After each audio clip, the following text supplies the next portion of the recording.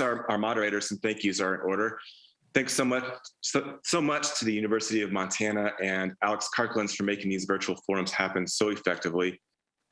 Also, thanks to Missoula Community Access Television, which records our forums as part of their media assistance grants to nonprofit organizations.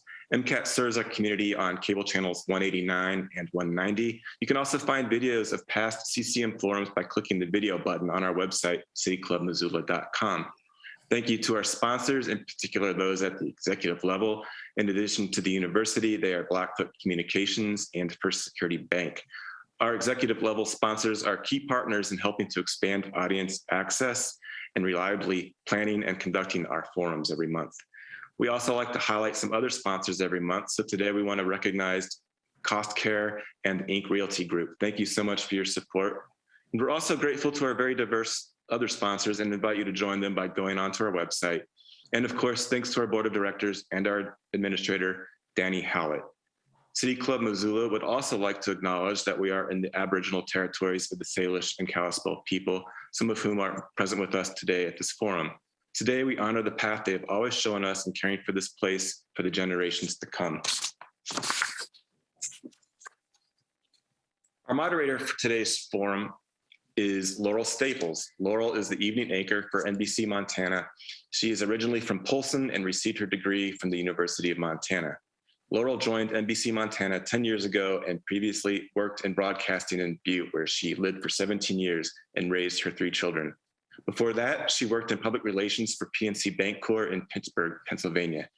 She has received numerous awards, including the E.B. Craney Television Broadcaster of the Year and Television Newscast of the Year for NBC Montana, and is a member of the NBC Montana News Team. She is a member of the Missoula Kiwanis Club and lives in Missoula County with her husband on their ranch. Laurel will introduce our panelists, and I will see you at the break roughly at 12:10, at which point we'll open the forum to questions from the audience. So over to you, Laurel. Thank you so much. Okay. Well, thank you, Brett, for that wonderful introduction, and welcome everyone. I am thrilled and honored to be a part of this forum. Thank you for having me. And I look forward to hearing from everyone out there, our audience out there, and of course, our featured speakers on building a future for all of us. I believe Montana's best kept secret has always been its people and its sense of community. So as you know, Missoula and the whole region, in fact, most of Montana is in the midst of a major transformation. We're up against a lot of challenges as we look forward to the future, and there's a lot to unpack in this forum. So let's go ahead and get to work, and I'll introduce our speakers here. We have Juanita Bureau, and she serves as the Missoula County Commissioner for District 1. That area spans the southern and southeast portions of the county, and she was first appointed to the commission in 2019 to fill the remainder of a vacated term, and is currently serving her first 6-year term after Missoula County voters elected her to fill the open seat in 2020. Commissioner Bureau is a 4th-generation partner in the Ebar El Ranch in Greeno. In addition to running her family business, she has served on various community conservation-focused boards and committees, including as chair of the Montana Conservation Voters, Missoula County Open Lands Committee, the Big Blackfoot chapter of Trout Unlimited, Swan Valley Connections, and the Sunset School Board. Juanita has a bachelor's degree in English from Lewis and Clark College in Portland, Oregon, and she enjoys horses, her snowboard, and wandering after her husband and his llamas. I love that. All right, President Seth Bodner, he joins us as well today. He serves as the 19th president of the University of Montana. Before coming to the university, he was a senior executive at General Electric Company, serving as its first ever chief digital officer and leading GE Transportation's digital solutions business. That's a mouthful. Prior to GE, President Bodner served on the faculty at West Point, where he taught economics. He graduated first in his class at West Point, received both the Rhodes and Truman scholarships, and earned 2 master's degrees from the University of Oxford. He had a distinguished military career, serving in the 101st Airborne Division and the U.S. Army's 1st Special Forces Group. He is the son of 2 educators and the husband of a 5th-generation Montanan. He's very proud to be raising his kids in Montana, and he considers it a great honor to be working on behalf of public education in such a special place. And then Mayor John Engen joins us, Missoula's 50th and longest serving mayor. He's accountable for the day-to-day operations of the city while providing leadership and vision for a community where quality of life is a core value for its citizens. Mayor Engen's accomplishments range from comprehensive planning efforts to ensure that Missoula is a compact, sustainable city to restoring the city's once private water system to public ownership. He's been a champion of conservation efforts, a partner in battling hunger and homelessness, and a proponent of thoughtful business development. Born in Missoula, he is a product of Willard Grade School, Hellgate High School, and the University of Montana. And he also enjoyed a career in print journalism, was a partner in 2 small businesses, and served a term as Missoula City Council member before being elected mayor for the first time in 2005. Well, welcome to all of our featured speakers. I know Juanita, she will bring us a recorded statement here. And are we still waiting maybe for President Seth Bonner to join us, but we can go ahead and move on. Oh, I'm here. Oh, I'm here, there Laura. you are. Yes, welcome. Oh, yeah. Glad to see you. So opening remarks is next, and we start with Commissioner Bureau's recorded statement.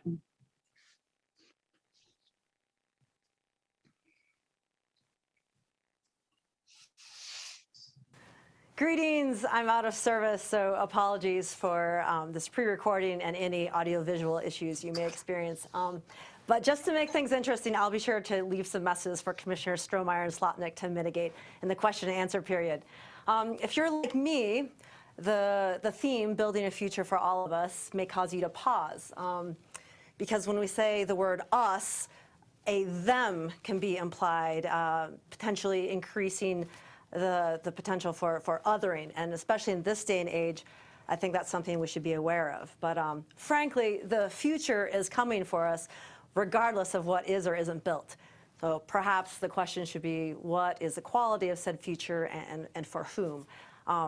And to answer that, it's can be hard not to get straight up Eeyore sometimes. I mean, warmer, wetter winters, hotter, drier summers, dismal snowpack, droughts, and then weirdly floods, longer wildfire season, smoke, black bear scat in downtown at 5th and Gerald, grizzlies in the North Hills,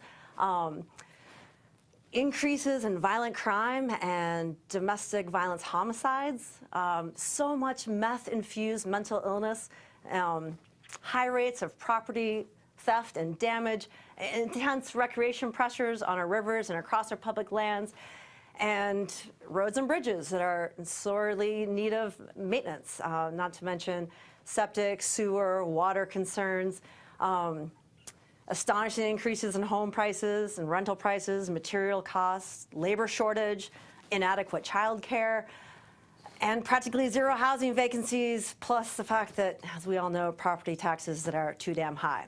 And if you're scrolling through social media, we're a community that is so divided and righteous that we're unhearing. Why would anyone want to live here, raise a family, or retire here? And it's because we love it. And like Steinbeck says to Charlie, it's difficult to analyze love when you're in it. So what is local government doing for you to maintain that love? Yep, there was, still is, a pandemic. It's sent things sideways. In Missoula County, we have over 30 departments with just over 800 employees serving, and 11 elected officials, serving 120,000 people across 2,614 square miles. But contrary to what you may hear or see at the state and national levels, we've actually learned how to better collaborate the past couple of years and strengthen trust within county departments and with community partners. Missoula County has embarked upon a strategic planning process, the first county in the state to do so, and we're working with the local government center to craft a decision-making process that will reflect community values, your values, and of course, implement the plan. You may know the maxim, you can't wring your hands and roll up your sleeves at the same time. Well, this holds true for local government.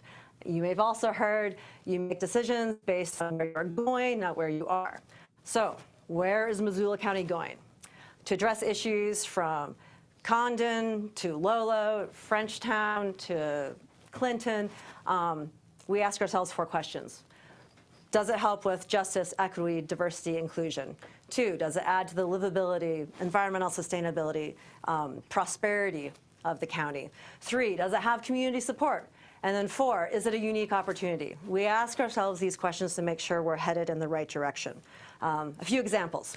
So on May 5th, commissioners are going to hear the latest draft of our zoning code updates for the Missoula urban area outside of city limits. This is in the Y, Bonner area, and East Missoula. It's been 46 years since we've overhauled these regulations, and they no longer address current challenges and opportunities.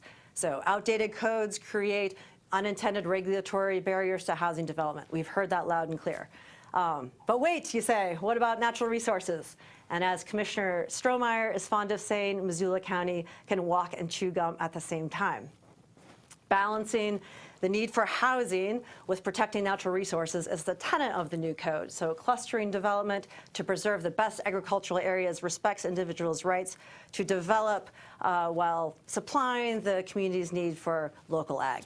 Also critical to resource protection is riparian buffers along streams and rivers. These are wildlife corridors, and development in riparian areas increase risk of pollution and property damage from flooding and channel migration. So the code will protect riparian vegetation to keep our waterways cool and our soils intact and in place. These are important considerations in the face of climate change. These rules would apply to new development only and not existing homes. Okay, wildfire.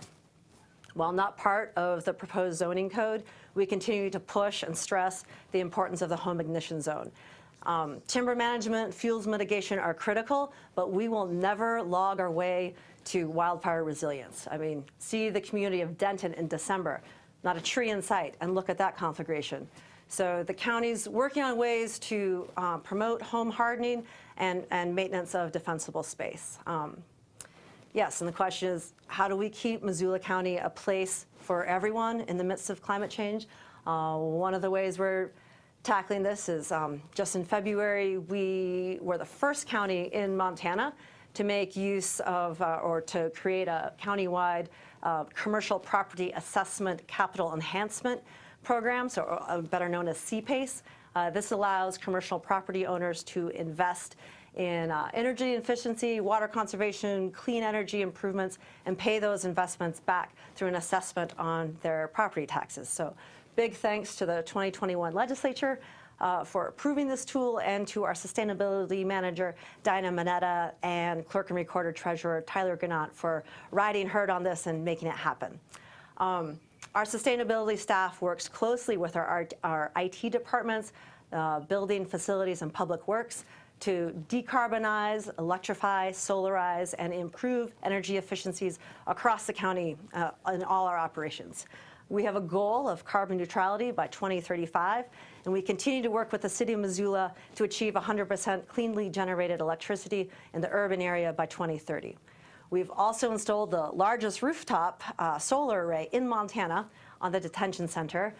We've also had another rooftop array put on the public library, and more solar is being considered at other county-owned buildings. Building a community for everyone also means investing in infrastructure for everyone. So we're using our America Rescue Plan dollars to make much-needed improvements to water and wastewater systems in lower-income neighborhoods like Lewis and Clark, Sunset West, Elmar.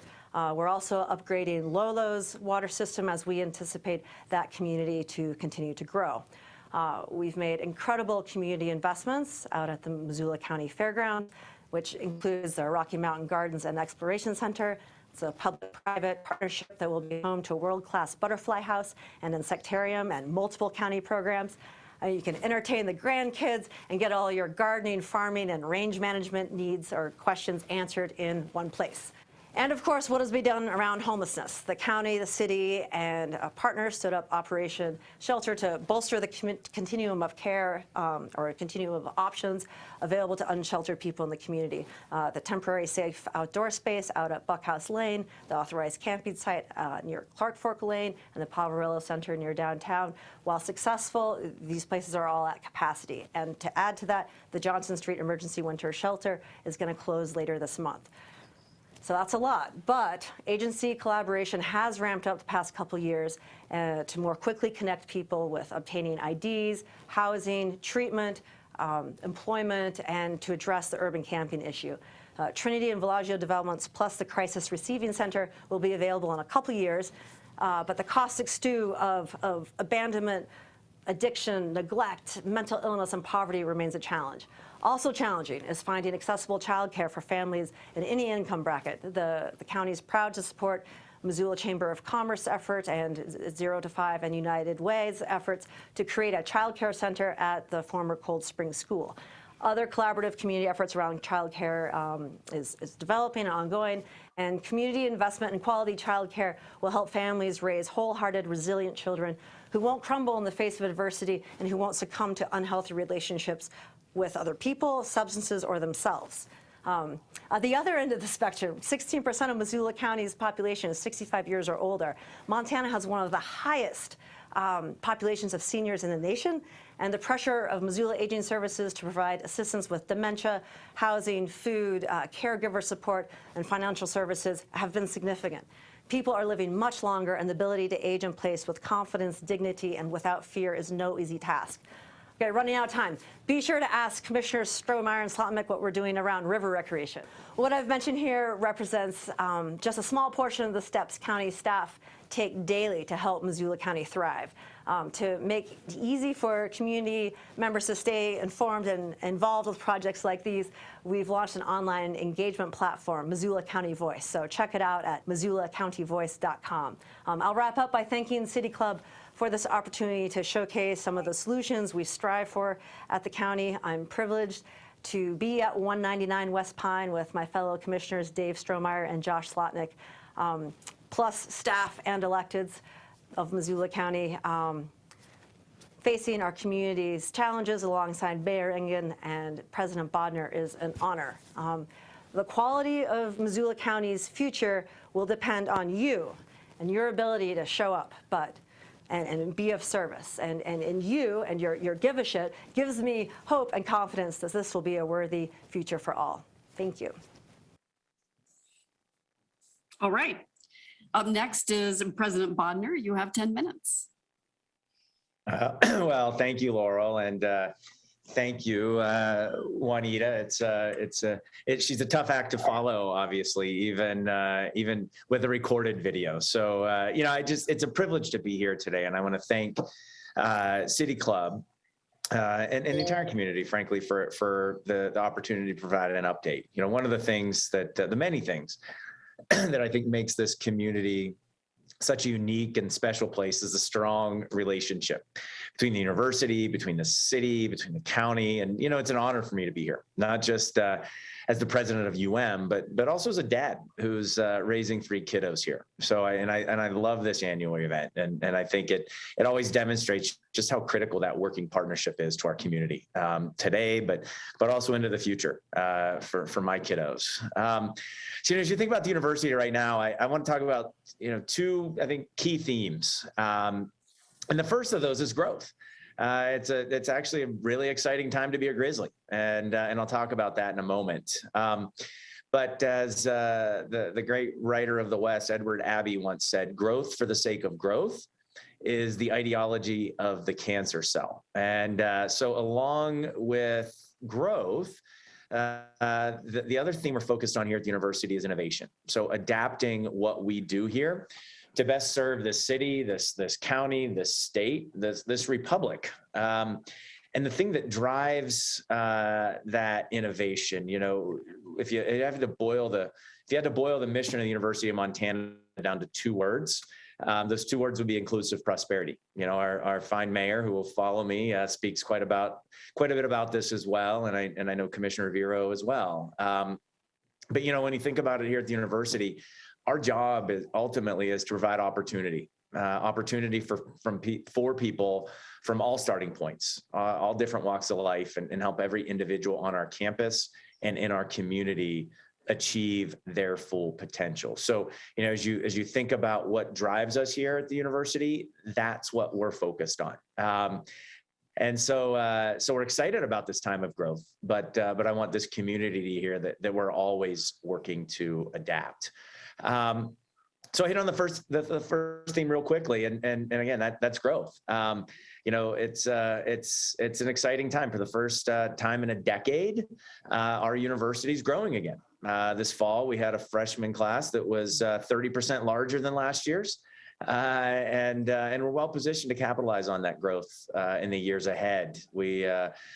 Indicators look good for next fall, and I would anticipate us bringing in a larger freshman class once again, and so really exciting. And it's interesting though, because people always want to ask, well, size of the incoming class, are you growing? Are you doing a better job recruiting? And yes, we are. And in the Q&A, I'd be happy to talk about that. But more important than just getting students here is back to that mission of inclusive prosperity, is making sure that we are providing the right support systems, the right environment, not just for students to come here, but for students to persist and students to succeed here at the University of Montana. And so over the past 3 to 4 years, we've put a heavy emphasis on student success efforts. And just, in the last 3 years, from 2018 to 2021, when you look at our first to second year retention rate among students, so that is the number of students who come back for their second year, we've seen an improvement of over 10% in terms of the number of students that come back here. We grew from 68 to 75%. So about 7 percentage points on a basis of 68 gets you about an 11% improvement. And that's significant. It's significant, not just for an enrollment standpoint, but it's significant in terms of the number of students that are here at the university, that if we had still that same retention rate that we had back in 2018, might have decided, hey, maybe I just couldn't cut it in college, even though they could.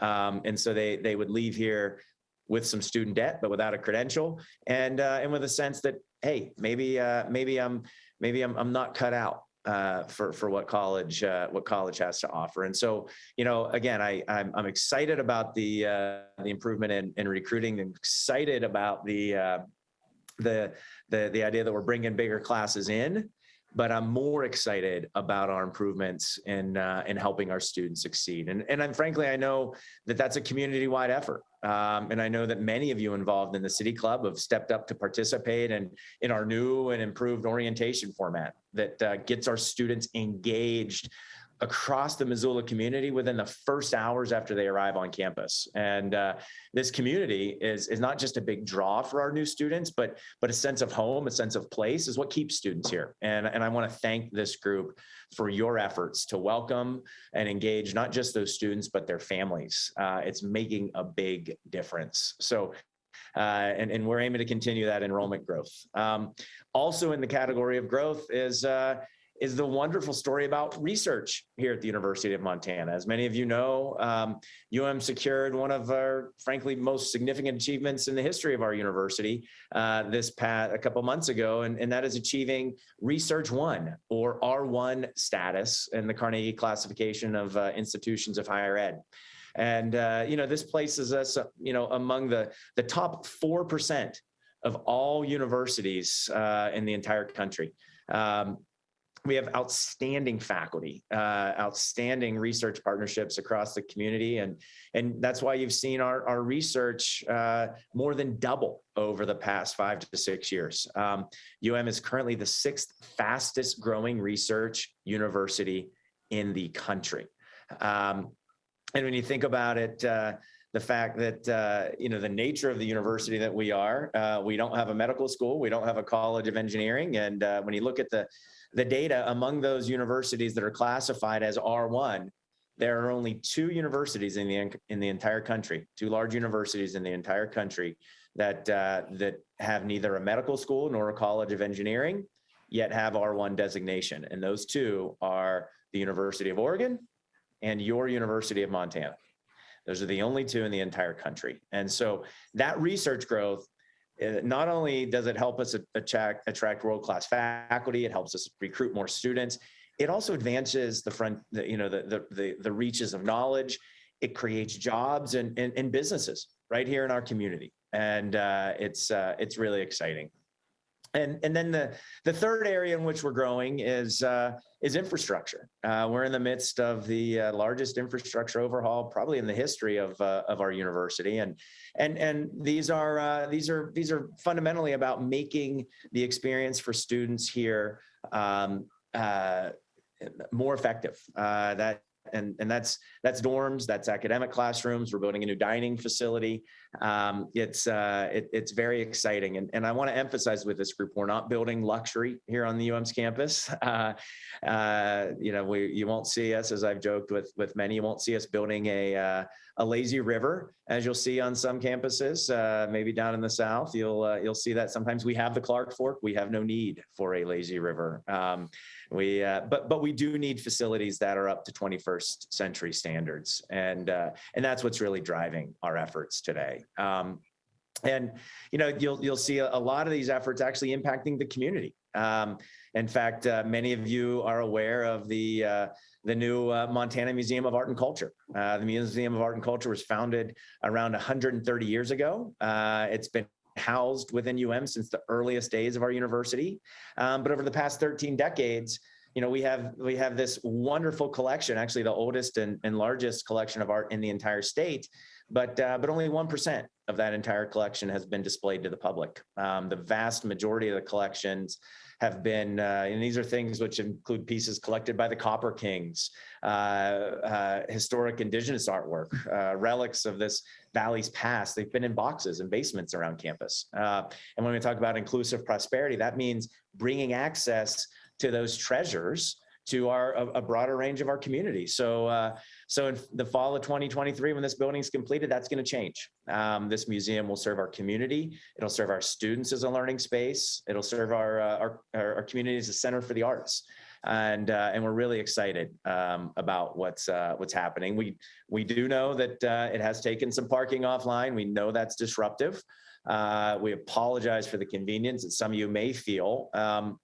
But we do have plans to restore that parking in other areas around campus. And I do believe that the construction of this museum is critical for Missoula, for our university, for our state. You'll see other adaptations. You'll see other things happen around campus. Knowles Hall is going to come offline, be renovated this summer. You'll see over the summer, we'll begin building an athletic field that'll serve not just our student athletes, but our students near the river, and it'll have a bubble over it during the winter, help with our students, help with our student athletes, as well as providing community access to indoor recreation during cold winter months. So a lot of innovation, a lot of infrastructure growth on our campus as well. But I mentioned innovation, and I just want to close by talking a little bit about that. Because we are innovating in three primary ways. You'll see us innovating in our curriculum and developing new and more interdisciplinary academic programs to better serve our students, such as the environmental science and sustainability degree, which we just brought online. It's a new degree, more than 100 students enrolled in that new program this fall. It brings together courses and field programs across the College of Forestry and Conservation, gives that experiential hands-on learning opportunity for our students that they're craving. And it creates students that are well qualified for jobs in sustainability, conservation, restoration, outdoor advocacy. So you'll see us building more programs like that, such as our interactive media and game design program, which also recently launched, bringing together expertise from across different fields to help our students meet the community and business needs of today. And then you'll see us continuing to innovate until we, in terms of how we prepare students for careers. Our Elevate U program is really the university's signature career readiness program to make sure that every student has access to critical experiences like internships, that they're building those networking skills, and that they're getting connected so that, yes, they cross that stage with a degree, but also with access to a job. Because as an institution that serves a large proportion, almost 40% of our students are first generation students, a third of them are Pell eligible. It's critical, if we're going to talk about inclusive prosperity, that we create experiential learning and career success pathways for all of our students, not just for those students who come from backgrounds of privilege and have those networks already. And then finally, you'll hear us talk quite a bit about Accelerate Montana and what we're doing to help provide education and learning opportunities in partnership with employers for people at all stages of their careers and at every stage of their life. You've heard a lot about what we're doing with ATG and our AIM Hire program. I'm so excited about that, and we've got 3 to 4 more of those that we're working on. In fact, we have a manufacturing certificate that we're in the process of building at Missoula College in partnership with a local manufacturing employer to make sure that their employees are prepared with the technical, the safety, the project management, data analysis skills necessary for success. So I will close, but just to reiterate, we are a university that's growing, but we are growing in intentional ways and growing with our eyes clearly set on our mission of fostering inclusive prosperity in this community that we're so proud to be a part of. So thank you for the opportunity to speak, and I look forward to answering any questions folks may have. All right. Thank you, President Bodner. And some wonderful things happening at the University of Montana. So very excited about that. And our final speaker, Mayor Engen, you have 10 minutes. Well, thank you very much. Thanks to City Club for all that you do throughout the year to encourage us to talk to one another in meaningful ways and to learn what the facts are on the ground that are meaningful and changing lives. I have the good fortune of spending time with the 2 leaders you've heard from already, and this notion that I go last because I rock the world is baloney. They're both world rockers unto themselves, and I pick away at a little mandolin in the back of the hall once in a while. But I am grateful to share this virtual stage and talk about the things that we're doing together.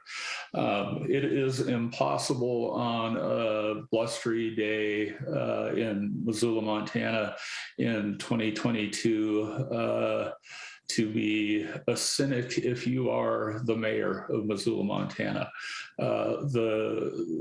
The brief announcement that I have some health struggles has generated a flow of notes, cards, email, text messages that is, depending on the day, overwhelming. And I promise that I'll get to all of you at some point, but it's going to take me a little while.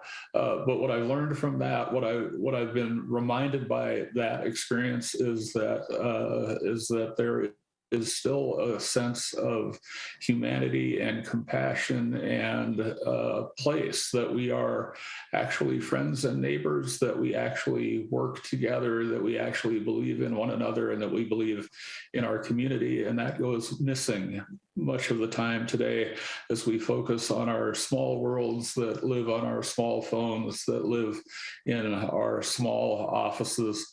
And at the end of the day, what I think I've discovered in sort of short order is that while there are certainly aisles upon which we around which we organize ourselves,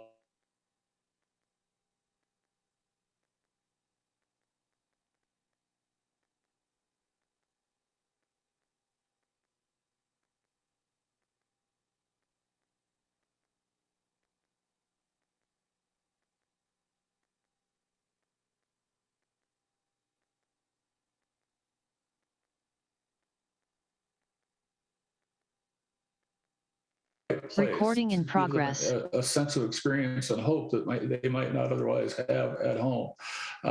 When we look at issues surrounding,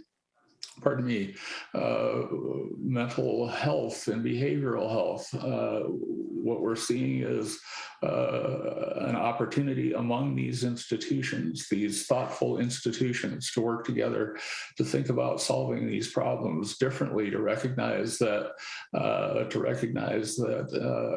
behavioral health is not just a problem of the city of Missoula, not just a problem of Missoula County, not just a problem of the University of Montana, or you name the agency or partner. It's our collective problem. And again, when we begin to work together, when we begin to overcome these boundaries that we created for ourselves that get in the way of doing the right thing, sometimes doing the wrong thing with the right intentions, we're not going to get anywhere. So we experiment. In the world of housing, we recognize, as Missoula County does, that our code and our design and our reforms will make a huge difference in the way that the housing gets built in our community and the way that that housing is accepted by folks who have lived here their entire lives and folks who are longing to be here because they've found a sense of community and place that they have not found anywhere else. And each of those folks, they're welcome in our community, right? We don't exclude new folks who want to be here for all the right reasons, nor folks who have lived here forever. And in some cases, it's gotten a little easier for them, or in some cases, it's gotten a little harder. We don't engage in that exclusion. So how do we work together? Well, we get social work students and emergency medical technicians, and we put them in a van and we send them out on crisis calls. And we do that in order to avoid responding in a manner that's less effective, that's more expensive, and yields worse outcomes. That's called our emergency support team. And that is a collaboration between Missoula County, the city of Missoula, and the University of Montana. And those collaborations will continue as we look at the gaps in serving people with behavioral health problems in our community who are suffering. And as a function of that suffering expands the broader community. In the arena of housing, as we look at the not so sexy components of code reform and what the rules and regulations say, we're also looking at how our rules and regulations tie into the natural and built environment, the environment that we recognize in no small part because the leadership of folks, professors and students at the University of Montana who recognized a long time ago that our natural environment is a primary asset, not a secondary or tertiary benefit that's here to be taken advantage of and discarded. So as we look at the way we address our riverfront, the way we address our transportation systems, all of those pieces come together, and they all come together in ways that are associated with the work we're doing at UM, the city of Missoula, and Missoula County. Pardon me. And then finally, when I think about the University of Montana and the education that I received there, and I watched as young people jump through the extraordinary hoops that they jumped through to find themselves in an Ivy League school somewhere in the United States, I think it is to a small degree a gentle tragedy that we are not really tooting our horn. And I thank Seth for being relentless in that.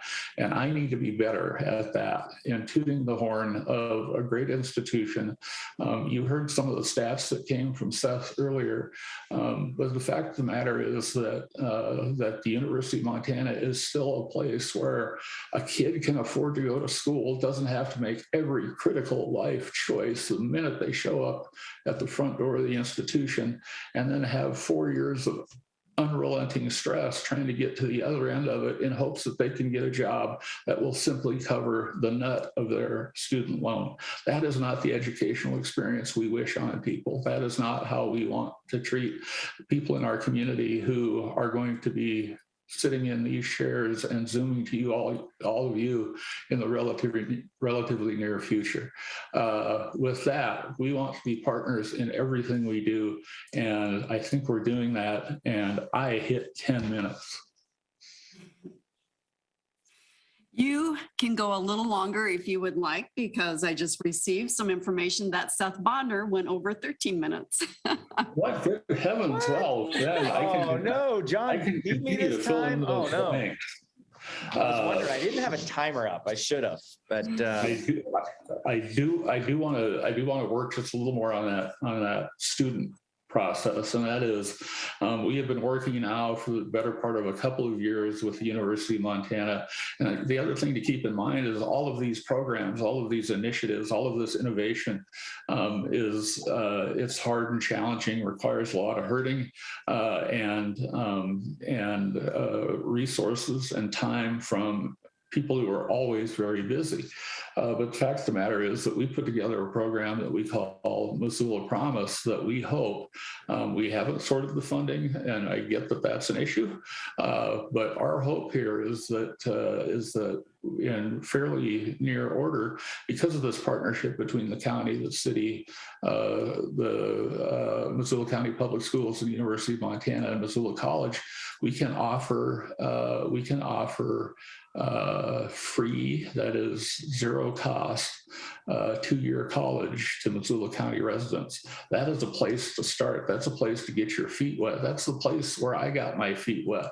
It cost me $300 a quarter to go to school at the University of Montana. It was real money. I earned that money, but that money didn't break my back, and it allowed me to think about more than one thing at a time, and it allowed me to experiment. And I happen to be a second generation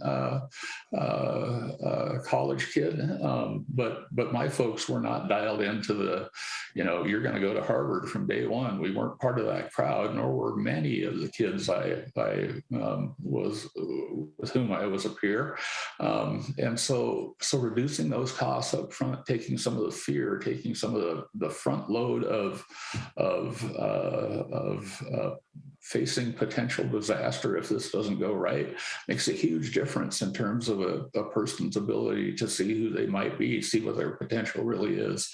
And I look forward to that program. And frankly, I would like to expand that program so that every Montana kid can go to the University of Montana for free. They can pay through the nose to go to those other joints, but they can come to us for free and get a remarkable world-class education. All right, so we go back to Brett, it sounds like. Hi, yeah, thank you, Mayor and President Bodner and Recorded Commissioner Vero. It is now time for questions and answers. It's, as you know, a very rich part of every City Club discussion. Again, as I said at the beginning, we are committed to civil discourse, so we ask that you keep your questions civil and please avoid making statements. Also, use the Zoom Q&A function, not the chat, and someone from behind the scenes will forward your question as time permits to Laurel to ask to our panelists. At the end, I'll chime back in, and until then, let's go. Okay, thank you, Brett. And while I wait for a couple of questions here, let's see, it looks like we have one question that just popped up. According to RAIN and the report on the AAU Campus Climate Survey on Sexual Assault and Sexual Misconduct, 13% of all students experience rape or sexual assault through physical force, violence, or incapacitation. How is the University of Montana working toward changing the past pervasiveness of this culture? Yeah, I'll jump right in there, and I want to say thank you for that question. It's an incredibly important one, and this is something that the University of Montana, frankly, every university has to take very seriously. And so at the university, we have a host of efforts around training, around education, not just to prevent or not just to respond to sexual assault, but to prevent it. And that takes changing culture. And I want to really applaud leaders here on our campus, the leader of our Student Advocacy Resource Center, Jen Ewell, and her partner, Allie Pepper, who was our education and outreach coordinator. They are doing just a fantastic job. And in fact, this question is very timely because April, as many of you will know, is Sexual Assault Awareness Month. And so the university has been hosting a number of events this month. Many of you may have noticed on April 6th, we had Main Hall bathed in teal light to acknowledge and support survivors who show their strength in recovering from that traumatic experience. And so all month long, our Student Advocacy Resource Center and local organizations are partnering to help not just community members learn how to intervene and prevent sexual assault, but also, again, to help and support and empower survivors as they heal from this trauma. So in fact, and I'll put it into the chat, there are some events even later this week that our Student Advocacy Resource Center is putting on with the in coordination with the community. We have a panel. We have an Indigenous panel called Healing Sisters Through Resiliency. This Thursday, we have a movie and discussion, a movie showing of The Mask You Live In, followed by discussion as well as panels. So I really appreciate this question. It's something that we are absolutely focused on as a university, but I also want to thank the community, and that's law enforcement, that's legal community, that is the health and medical community across Missoula that really all work together to address this really important issue. Okay, and staying on that subject, I know with the growth that we're experiencing, there is an uptick in crime across the board. And who else would like to add on to that with representing the city and the county? Mayor Engen? Sure, thanks, Laurel. And again, this is an area of cooperation and collaboration, and the prevention piece continues to be a challenge. But the enforcement piece, I'm pretty proud of today. We went through a complex process with the United States Department of Justice to enter into an agreement to really change the way we investigate sexual assault wholesale.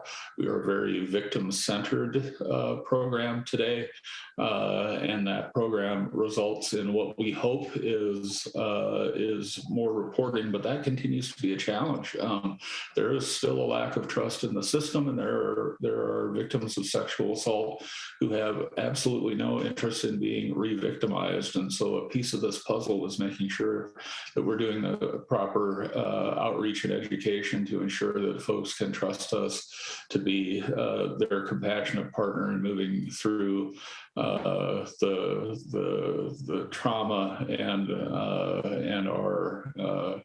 our hope to seek justice through the process. Violent crime in general is a challenge.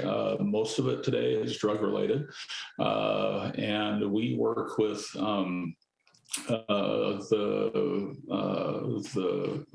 federal government, particularly the FBI, in combining resources around high-level drug crimes. That is, we're not trying to pick up some poor user on the street and incarcerate them. We're trying to find the source of these huge shipments of drugs that are flowing through our communities and everything that goes with that: human trafficking, gun violence, et cetera. And that program, we've got a good working relationship there, and we're working again across some of those jurisdictional boundaries to make a difference. Crime rates are relatively flat in Missoula. Doesn't mean that violent crime isn't on the rise nationally, but our numbers, or at least the last numbers I saw, were relatively flat. And some of that's intentional, some of it's luck, some of it's timing. But one of the things that all of these other programs do is we think about, for example, the behavioral health emphasis. If we've got the right folks showing up at the right time to deal with nonviolent nonviolent folks, nonviolent crimes, things that actually aren't crimes to begin with, our traditional response has been a law enforcement response. And to the degree that we can redirect those patrol resources to violent crimes, we're doing better on the prevention side and on the solution side. Okay, then we're keeping answers at about 2 minutes. Would the county like to chime in on that, our county representatives? Sure. This is Josh Slavik. I'm one of the 3 county commissioners, and Dave and I are here as one, taking one for the team in another locale. So I'm just going to piggyback a bit on what the mayor said. Our mobile crisis response team is out and about even as we speak, heading off issues that could become crimes before those crimes actually occur, and freeing up law enforcement resources to deal with things that are actually real issues. And it's this type of low-cost preventative measure that helps us not have to deal with high-cost, much harder to solve problems later on. And this is a small thing we've done, and really look forward to continuing this on in the future, where we make sure that people who are in crisis have their actual crisis needs, those needs met, rather than being hauled off to jail or to the emergency room where they're not appropriate for those places. And this is Commissioner Dave Strohmeyer. Just to echo what my colleague mentioned, this is all about looking for solutions farther upstream than simply a very narrow law and order approach to some of these challenges we face in our community. And it's something that we have not undertaken exactly how we're doing it right now in the past, but we're all about trying something new, and it entails risk, and we get that. But the risk of not doing anything is much greater, and certainly costlier for the community, costlier for the individuals at a very personal level who are not able to avail themselves of that treatment earlier on. Well, there's so many more questions with this, but I'm receiving a lot of questions here from our audience out there, and we'll move on to another subject. And this one, can the regulations of Airbnbs be changed to enlarge opportunities for long-term renters who are currently shut out of the market? Who would like to start with that one? I'm happy to take a quick run at it, Laurel. We are a bit hamstrung by the Montana legislature with regard to how we can regulate Airbnbs or rental properties in general. So that's certainly a challenge for our community and for others. We're just finishing up an inventory of Airbnbs that we will maintain, at least in terms of the near future, to understand what the real impact on the rental market is. We're not completely sure we understand that. So this inventory will be helpful, and depending on the nature of data, over time, we may be able to convince folks at the legislature that there is some opportunity for change if indeed the vacation home rental business is really putting a ding in the health of our market. Commissioner Slotnick and Dave Strohmeyer, would you like to comment? Sure, thanks. I'm just, as the mayor said, the city is a bit hamstrung by the legislature. I think we are hamstrung, calf roped, and gagged and bound. The legislature provides us barely any leeway to do anything around rent controls or anything like that. What we can do is address this issue through zoning. And so we have a new housing person starting up, I believe, next week. And one of this person's first projects is to do an inventory, and we'll find out where exactly these Airbnbs are and how many there are. And then we can start to look at how many we want to be out there, and what we can do in terms of zoning to make sure they're in the right spots. We fully get the impact that these short-term rentals, vacation rentals have had on the rental market, and but we'll do what we can within zoning to address it. Well, and we recognize that there is this reality and potential for the dark underbelly of vacation rentals, but also I know folks in our community who are able to stay in their home because associated with their home they have an Airbnb or vacation rental. So how to think our way through this by first recognizing and coming to an understanding of how many of these units are in our community, but then secondly, balancing the very real benefits of these for individuals, homeowners in our communities against the potential downsides by taking off the rental market units that are now simply used by folks visiting our community. Right. Thank you. And President Bodner, I know with the growing enrollment, student retention and so forth, students are struggling to find housing out there. It's I have 3 children in the system, and what are your thoughts on changing Airbnb and future plans for more housing for students that are affordable so they can come here? Yeah, thanks, Laura. I think a couple of fronts. I mean, there's the things that we can do as a university to improve and grow our available housing options, and we're working on that. One of the reasons that we undertook this infrastructure refresh is, we looked at our housing stock, we looked at our overall infrastructure on campus back in 2019. The age of plant ratio for our infrastructure was about 30% higher than peers. And so, and I heard, again, as I said at the outset, we're not looking to build luxury, condos for students, but we need dorms that are things that students want to stay in beyond that first year that we require them to stay in the dorms. And so Panzer Hall, as many of you know, is our newest residence hall, built over 30 years ago. And so we started with that, and we refreshed Panzer Hall, just finished it last fall, and students that are in there love it. We're going to take Knowles Hall offline after this semester and begin a renewal of that. It's a beautiful dorm. It's right there, as many of you know, across from the Lomason Center, close to Arthur Avenue. And so that'll be overhauled. And we're looking at renewing our dorms and our residence halls and our apartments on campus over the next couple of years. In addition to that, though, we do have our ASUM, because when students are out on the economy, they're seeing those rental struggles. And so I'm really proud of our students. Through ASUM, we've launched something called Bare Necessities. It's basic needs assistance, not just housing, but also rental assistance, help dealing with landlords. We have a food bank here on campus. I hate to say that we have to have those things here on our campus, but many of our students do face food insecurity and housing insecurity. And so we're working kind of on both ends to improve and expand the supply, but also address and help our students through the difficulties that they're seeing. And also a quick follow-up question on that for President Bodner. The university is somewhat boxed in, and how does code reform policy impact the university campus with all the construction and everything that's going on, and what the future holds for that? I think what we try to, we always emphasize with our teams, right? This university was founded in 1893.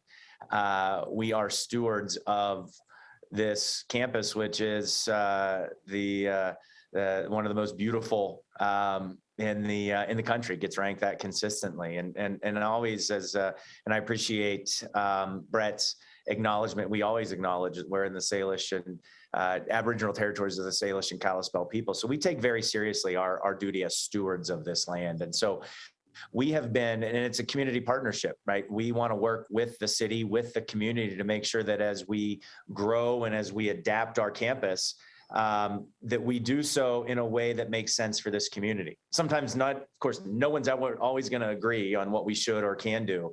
But for us, in terms of when it comes to things like code reform, when it comes to things with regulations, we want to work very closely with the city, with the county, not just on housing, but on transportation routes and expanding transport lines and parking and stop park and rides. And because many of our students are getting pushed further and further out of the community to places where they can live. So it's not just about code regulation in terms of what you can build. It's the transportation infrastructure to allow access to affordable housing where you can still, get to campus easily. So it's a whole host of issues that, again, that spirit of partnership is really what guides us.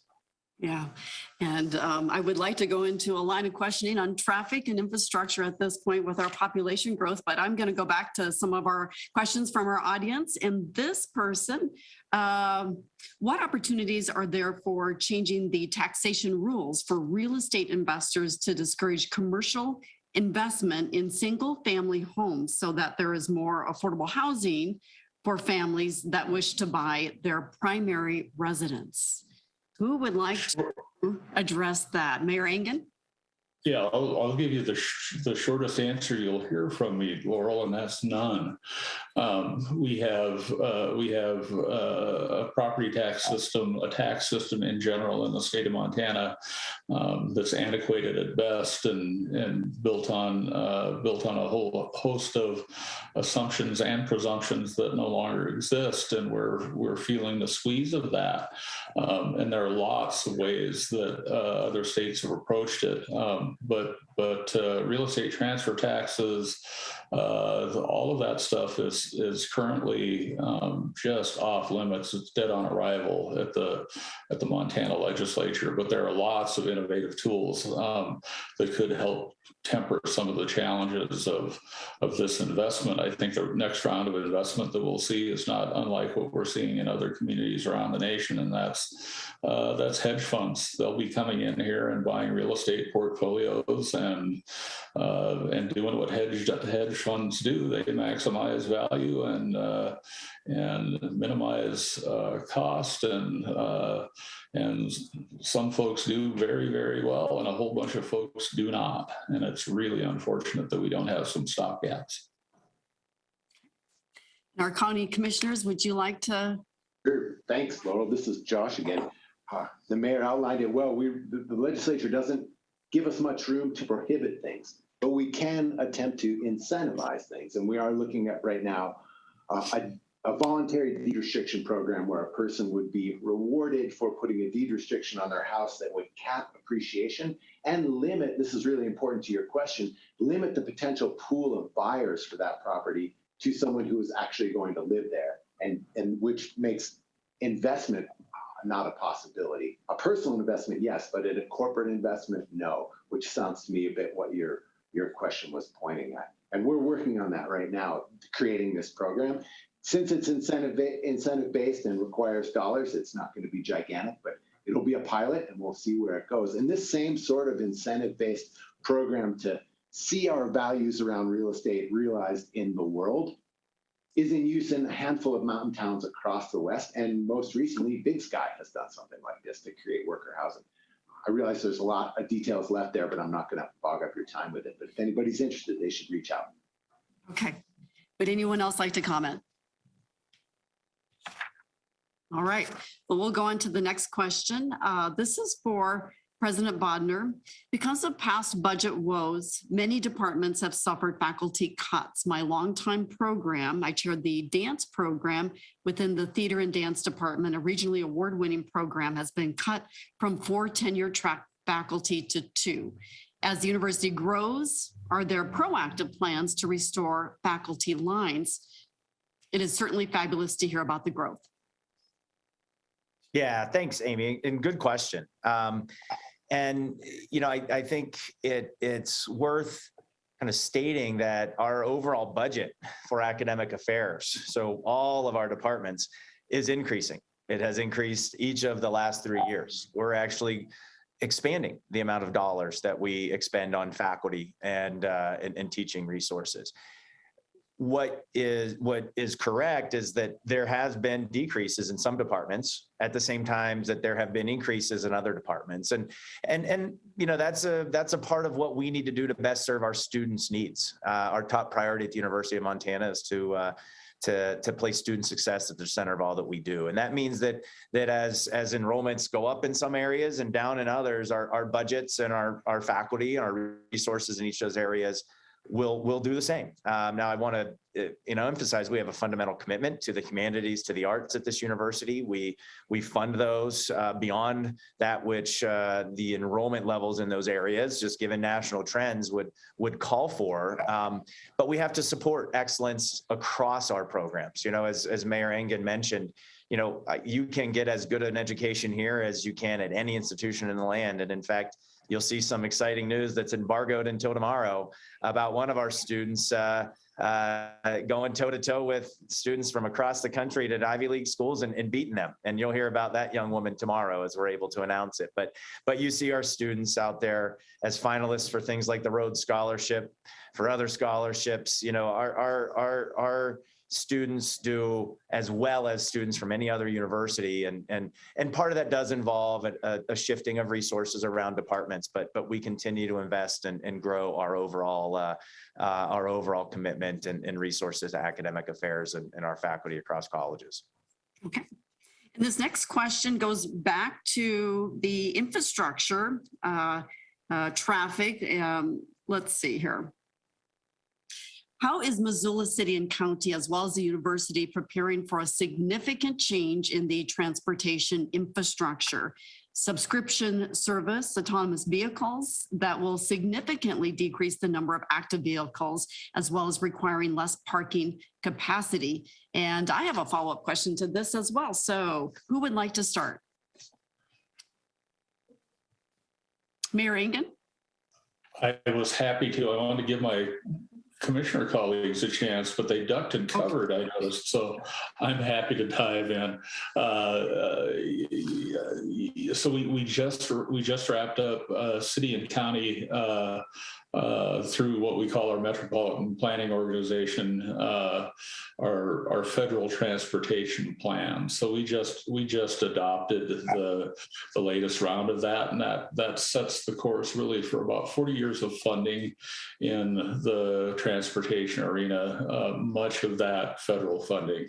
And there is some necessarily business as usual that goes on there in terms of maintenance and facilities and the things that we know that we need, the places where we need to grow and change and make investment. But we also make a lot of investment in non-motorized transportation, particularly our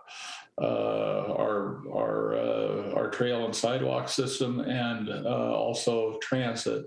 And I'd put our transit agency up against really anyone in the United States in terms of innovation, ridership, and use. All that said, there is a whole bunch that we really don't know about what autonomous vehicles look like versus simply electric vehicles. Who are the owners of the fleets? All of that, and it's fascinating. It's a really interesting space in which to do research and think, and certainly was part and parcel of the conversation we had with our long-range planners.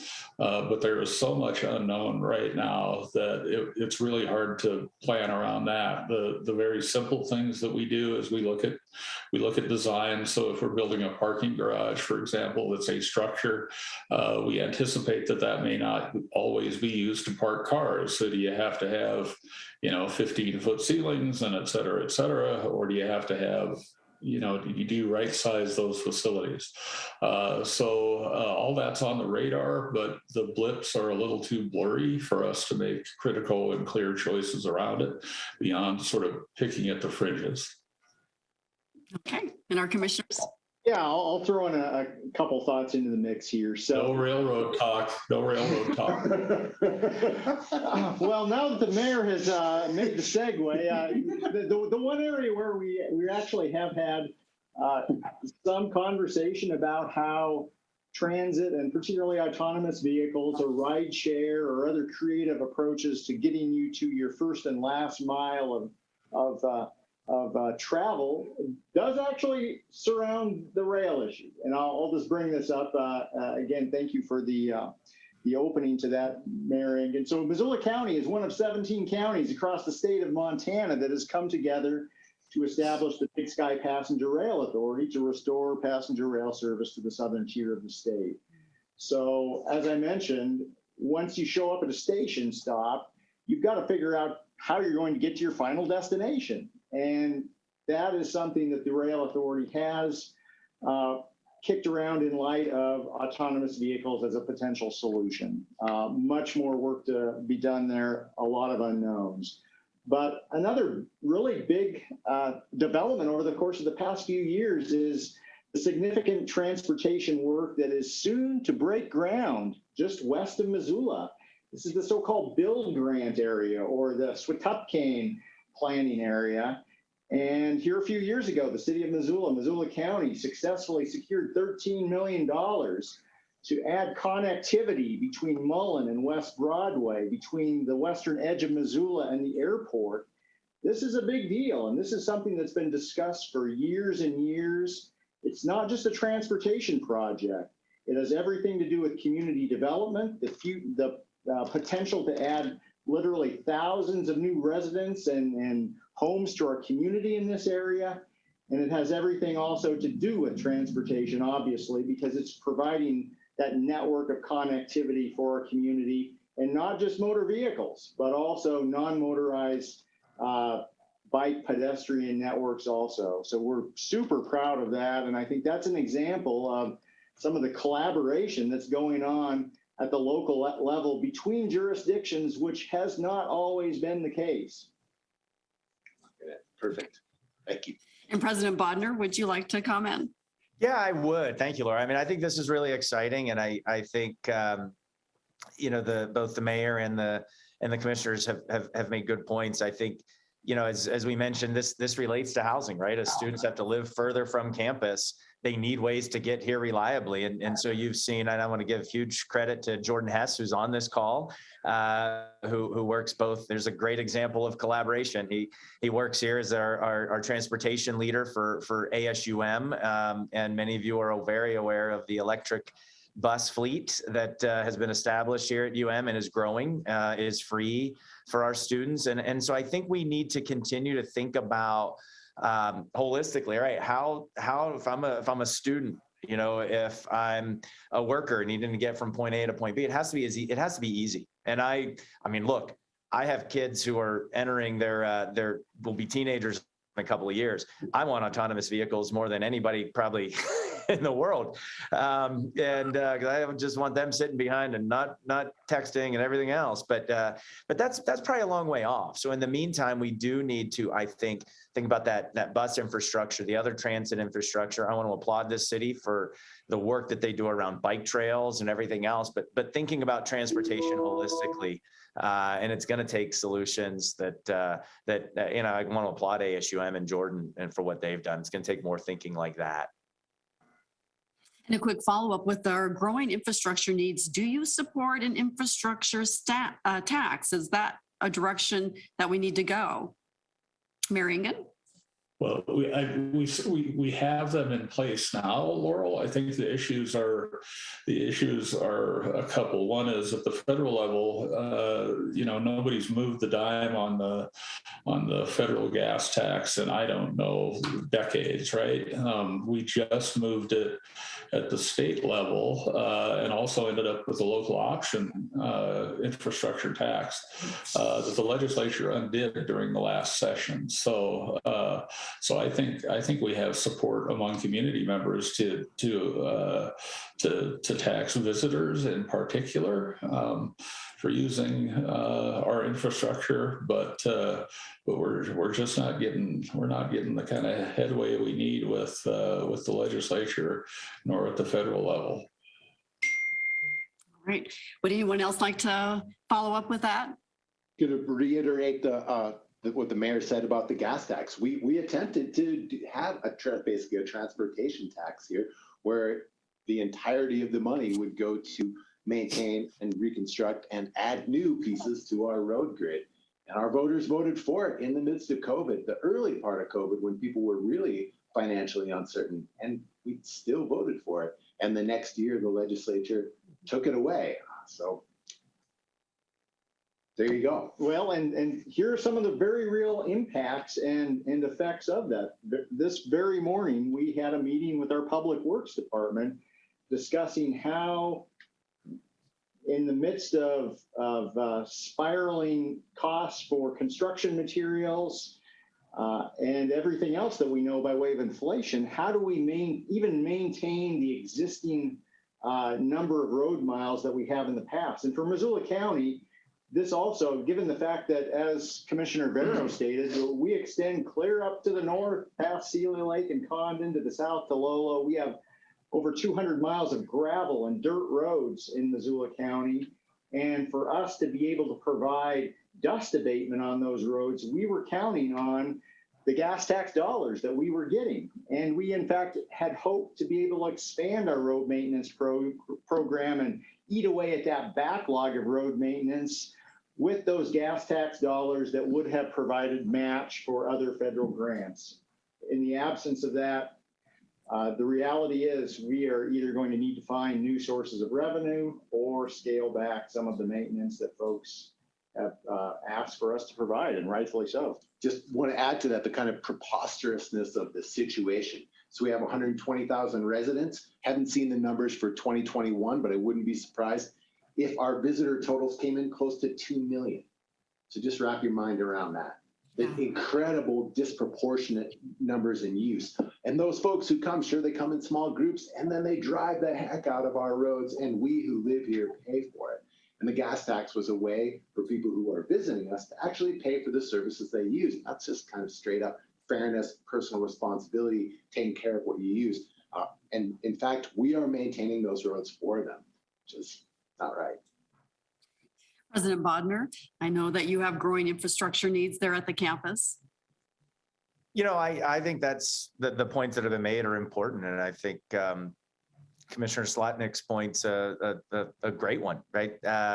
And you could extrapolate that stat to the rest of the state too, in terms of the residents who live here versus the visitors that come to this great state. And we embrace them, we welcome them. We have the Tourism Institute here at the University of Montana that does analysis, and you know, every report shows tourism growing like this, like this, like this, and that places great demands on our community. And so I'm not a politician, right? I'm a state employee, so I'm not here to necessarily advocate for policy positions outside of those related to education, but I think is an important first principle to say, how do we make sure that the users of infrastructure, the users of the things within our state are paying their fair share? And I think we see many instances where that's not the case, and the burdens are being carried by everyday Montanans. And I think we have to make changes there. So I applaud our leadership's effort to do so. Right, I'll go to our next question here from our audience. The housing supply is near all-time lows, pushing prices to all-time highs. I know we touched on this. Are local governments doing anything to recruit more housing developers to the area and encourage more projects? We are in a couple of ways, Laurel. And right now, frankly, the issue isn't recruiting.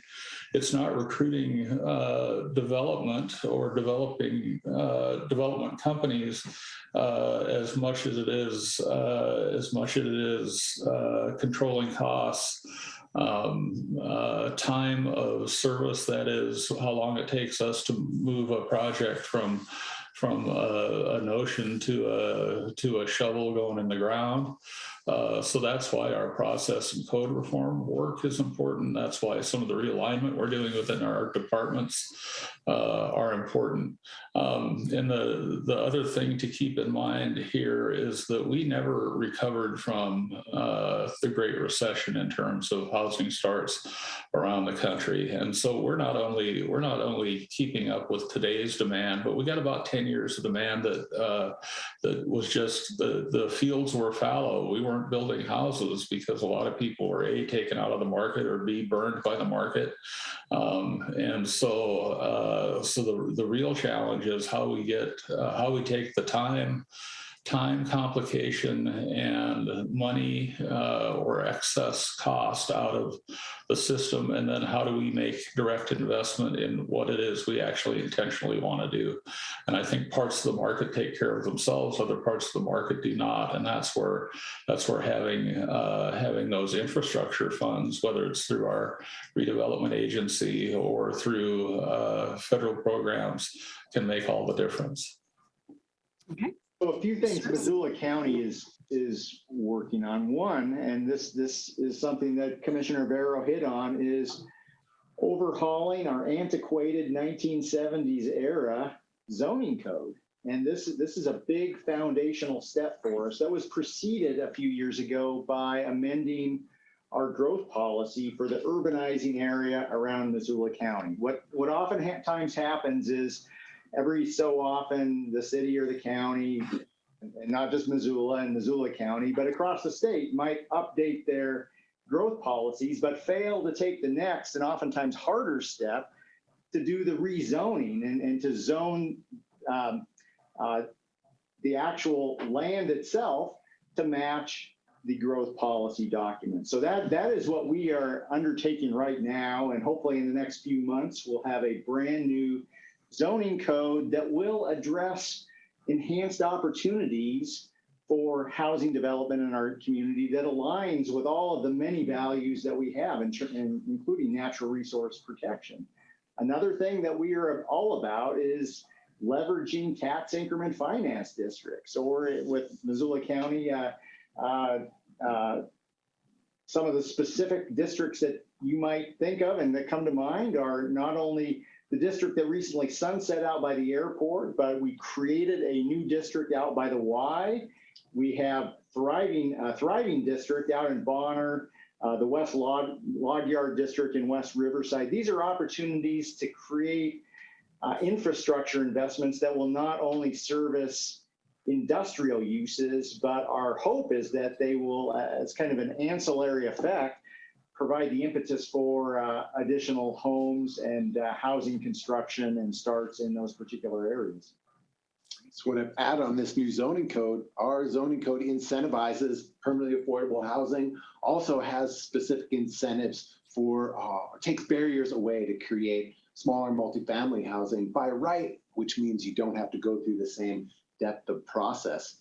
And unfortunately, all these changes, not the zoning code, but the changes on the ground, the housing needs, have to be met on Tuesday. And that's absolutely impossible. It takes so long to do these things. And I'm not talking about governmental process. I'm talking about literally getting contractors, getting building materials, and having the work done. And unfortunately, there's a big time lag there. And we're right in the midst of that. The only other piece I want to add to this is something I've said multiple times. We're attempting to address national demand with local supply. And that is a mismatch, kind of like the mismatch of attempting to locally fund all the infrastructure needs of our many guests. It's a really complex and kind of out of whack situation. And over time, we'll get a little bit of a hold on it, but we can't make ground in the short term because it's impossible to make that kind of ground up. There can't be 1,000 new houses by next month. We could depress the value of property and the price of housing in Missoula by firing up the teepee burners again and flooding our air with pollution. We could turn our river again into a open sewer and dump. None of us want that. And so the challenge that we have is this is a high quality of life region. People love it and want to come here and are willing to pay a premium for that. So how do we navigate around all of those challenges and opportunities? Yeah, we are a bit of victims of our own success here, intentionally and sometimes somewhat inadvertently. We created this place that's really, really wonderful, so wonderful that everybody wants to be here.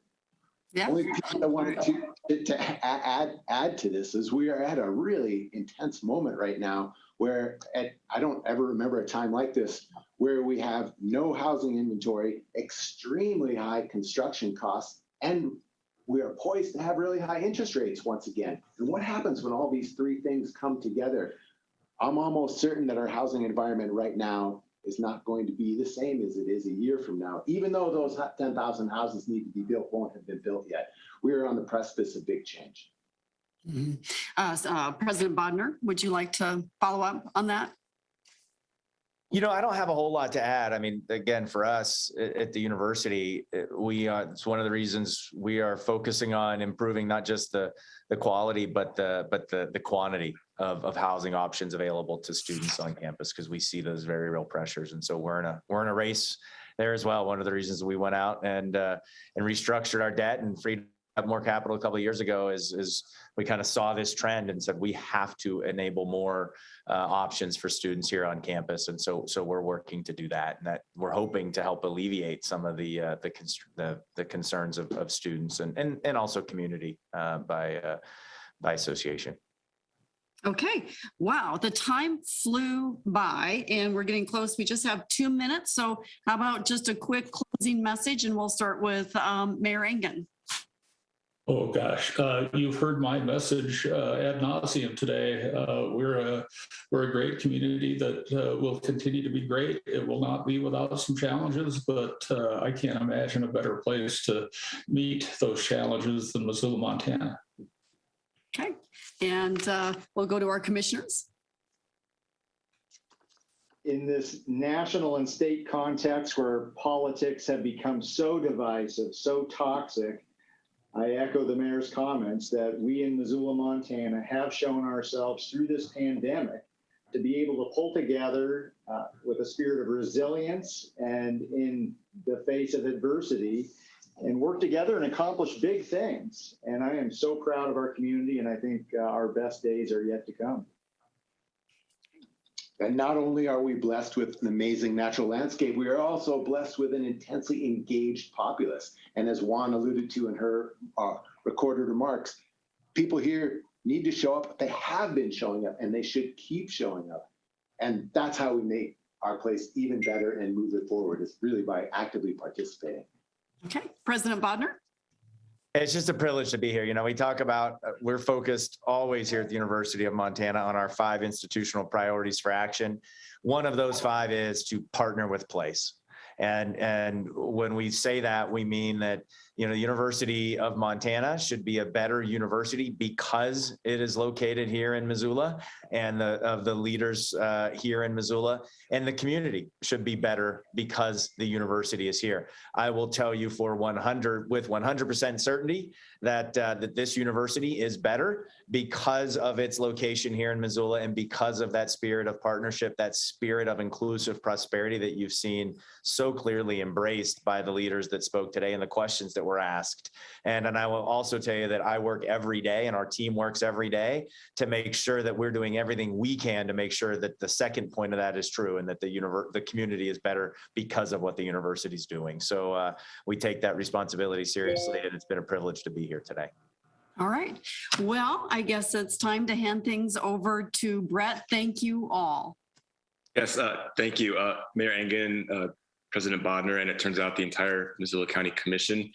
We certainly appreciate your time today, and you each in your closing statements encapsulated what I think the City Club Missoula is continually trying to do, and we appreciate you helping to articulate that for us today.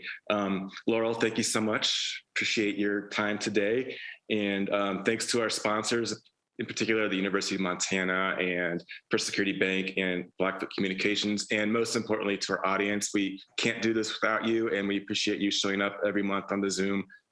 Hopefully we won't be doing it for much longer this way, and we'll be back in person. I think we have at least one more Zoom to go, and that will be on May 9th. It's entitled Destination Stewardship, How We Can Keep From Loving Montana to Death. It sort of resonates with what Laurel said at the beginning, that we're in a transformational time in Missoula and Montana, and I think that panel should address a lot of our concerns, and we hope to see you there. So please check out our website, www.cityclubmissoula.com, for more details, and it should be up on our Facebook page later this week as well. And until next time, I bid you all adieu. Thank you so much. Thank you. Thank you all.